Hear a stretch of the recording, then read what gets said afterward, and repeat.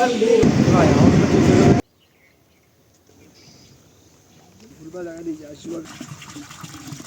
যে বন্ধুরা খাচ্ছি বন্ধুরা।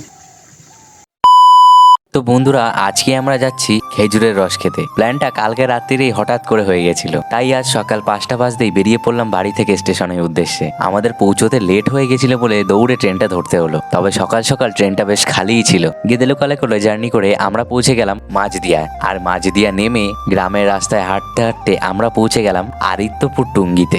এইখানেই কিন্তু বেশি খেজুরের রস উৎপাদন হয়। আর আমরা ঠিক যতটা ক্ষেতের ভিতরে ঢুকছিলাম ততটাই যেন কুয়াশার ঘনত্বটা বেড়ে যাচ্ছিল। হাঁটতে হাঁটতে চলে আসলাম একটা কাকুর কাছে, কিন্তু এসে দেখলাম কাকুর সবই হাড়ি খালি, কারণ এনার সব রসই মেশানো হয়ে গেছে। এখান থেকে বেরিয়ে আইটু হেঁটে এগিয়ে গিয়েই দেখলাম আর একটা কাকু রস পাড়ছে। কপালটা ভালো ছিল বলে আজকে এই এক হাড়ি রসটা পেয়ে গেলাম। এই কাকুটার কিন্তু অনেকগুলোই গাছ আছে আর প্রায় ভালোই রস হয়। আর আজকে আমরা কিন্তু এত ভোরবেলা এসে এক হাড়ি রস এই কাকুর কাছ থেকে খেয়ে বেশ ভালোই মজা করলাম। তবে একটা কথা বলে দিই, আমরা যেমন আজকে আসলাম তেমন কিন্তু আমরা জানুয়ারি মাসের 4 তারিখে আবার আসবো। যারা যারা আমাদের সাথে আসতে চাও তারা অবশ্যই আমার ইউটিউব বায়ো থেকে ফেসবুকে গিয়ে ইনবক্সে মেসেজ করো, তাহলে জানুয়ারি মাসের 4 তারিখে একেবারে সবাই মিলে আসবো মাঝদিয়ায় খেজুরের রস খেতে।